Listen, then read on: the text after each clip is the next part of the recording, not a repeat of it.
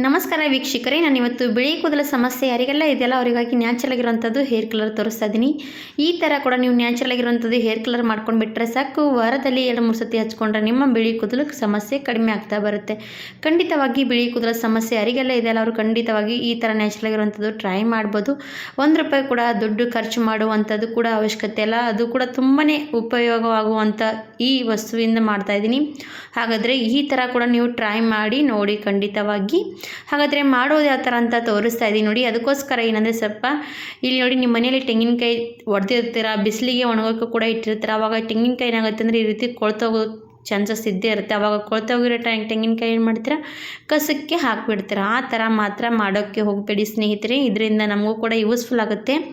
ಇವಾಗ ನೋಡಿ, ತೆಂಗಿನಕಾಯಿ ನೋಡಿ, ಕೊಳ್ತೋಗಿರೋಂಥ ತೆಂಗಿನಕಾಯಿ ತೊಗೊಂಡು ಕೂಡ ನಾವು ಈ ಥರ ಕೂಡ ಹೇರಿಗೆ ಒಳ್ಳೆ ರೆಮಿಡಿ ಮಾಡ್ಕೋಬೋದು. ಹಾಗಾಗಿ ಇವಾಗ ನೋಡಿ, ನನ್ನ ತೆಂಗಿನಕಾಯಿ ಇಲ್ಲಿ ಬಿಸಿಲಿಗೆ ಒಣಗೋಕ್ಕಿಟ್ಟಿದೆ. ಈ ಥರ ಒಣಗೋಗಿದೆ, ಸ್ವಲ್ಪ ನೋಡ್ತಾ ಇರ್ಬೋದು, ಸ್ವಲ್ಪ ಕೆಟ್ಟೋಗಿರೋಂಥ ತೆಂಗಿನಕಾಯಿನೇ ಇದು ಈ ಥರ ಆಗಿರೋದು.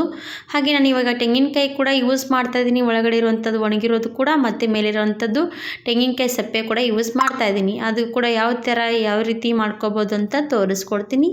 ವಿಡಿಯೋ ಕೂಡ ನಿಮಗೆ ಇಷ್ಟ ಆದರೆ ನಮ್ಮ ವಿಡಿಯೋಗೂ ಕೂಡ ಲೈಕ್ ಕೊಡಿ, ಸಬ್ಸ್ಕ್ರೈಬ್ ಮಾಡಿ, ಶೇರ್ ಮಾಡಿ. ₹1 ಕೂಡ ಖರ್ಚಿಲ್ಲದೆ ನ್ಯಾಚುರಲ್ ಆಗಿರುವಂಥ ನಮ್ಮ ಬಿಳಿ ಕೂದಲಿಗೆ ಕಲರ್ ಮಾಡಿ ಇಟ್ಕೋಬೋದು. ಅದು ಕೂಡ ನೋಡಿದವರು ನಿಮಗೆಲ್ರಿಗೂ ಕೂಡ ವಿಡಿಯೋ ಇಷ್ಟ ಆದರೆ ನೀವು ಕೂಡ ಖಂಡಿತವಾಗಿ ಶೇರ್ ಮಾಡ್ಬೋದು. ಇವಾಗ ನೋಡಿ, ನಾನು ಏನು ಮಾಡ್ತೀನಿ ಅಂದರೆ ಫಸ್ಟಿಗೆ ಮಾಡುವಂಥದ್ದು ಪ್ರೊಸೆಸಿಂಗ್ ಕೂಡ ನೋಡಿ ಹೋಗಿ. ಫಸ್ಟಿಗೆ ಇವತ್ತಿ ಸ್ಟವ್ ಹಚ್ಕೊಂಡು ನಾವು ಇವಾಗ ತೆಂಗಿನಕಾಯಿ ಒಳಗಡೆ ಕೊಬ್ಬರಿ ಇರುವಂಥ ತೆಂಗಿನಕಾಯಿ ತೊಗೊಂಡಿದ್ದೀವಲ್ವ, ಇದೇ ಹಾಗೆ ಸುಡೋದಕ್ಕೆ ಇಟ್ಕೋಬೇಕು. ತೆಂಗಿನಕಾಯಿ ನೋಡ್ತಾ ಇರ್ಬೋದು, ನಾನು ಇವಾಗ ತೆಂಗಿನಕಾಯಿ ಒಳಗಡೆ ಕೊಬ್ಬರಿ ಇರಬೇಕು, ಹಾಗೆ ಮೇಲುಗಡೆ ಈ ರೀತಿ ಇರುವಂಥದ್ದು ತೊಗೊಂಡ್ಬಿಡಿ, ಹೊಡೆದಿರುವಂಥದ್ದು. ಇವಾಗ ಪೂರ್ತಿ ತೆಂಗಿನಕಾಯಿ ಸುಡಬೇಕು, ಕಪ್ಪಗಾಗೋವರೆಗೂ ಸುಡ್ತೀನಿ. ನೋಡಿ, ತೆಂಗಿನಕಾಯಿ ಏನಾಗುತ್ತೆ, ಸುಡ್ತಾ ಸುಡ್ತಾ ಪೂರ್ತಿ ಸಣ್ಣ ಆಗ್ತಾ ಬರುತ್ತೆ.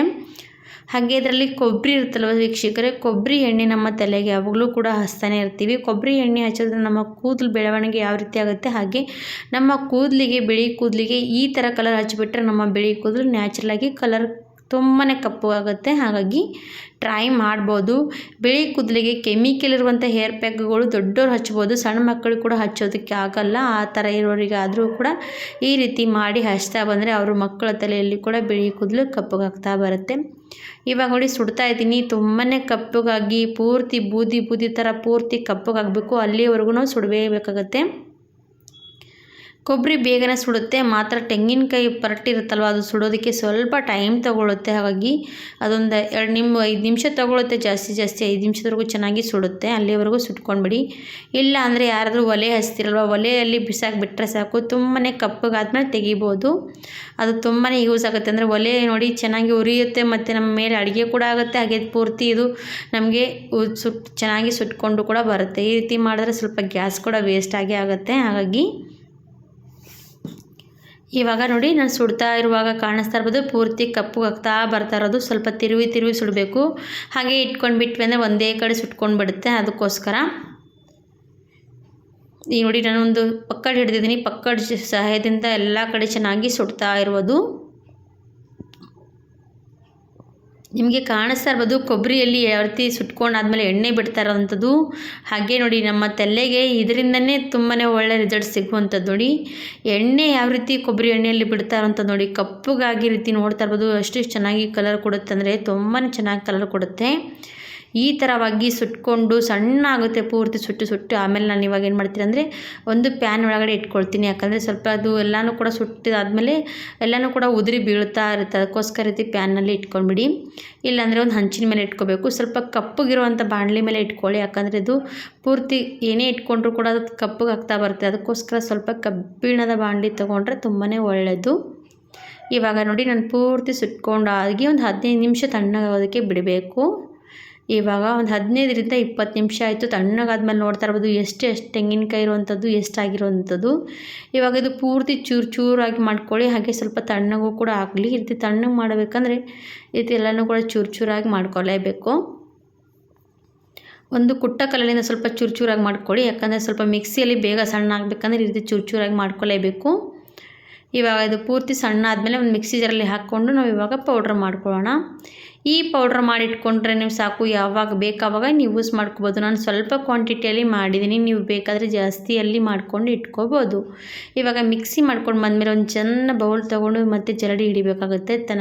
ಈ ರೀತಿ ಜರಡಿ ಹಿಡಿದ್ರೆ ಚೆನ್ನಾಗಿ ಪೌಡ್ರ್ ಸಿಗುತ್ತೆ ನೋಡಿ. ಇವಾಗ ಪೌಡ್ರು, ಈ ಪೌಡ್ರನ್ನು ಮೆಹಂದಿಯಲ್ಲಿ ಕೂಡ ಮಿಕ್ಸ್ ಮಾಡಿ ಹಚ್ಕೋಬೋದು, ಅದು ರೀತಿ ಕೂಡ ಯೂಸ್ ಮಾಡ್ಕೋಬೋದು.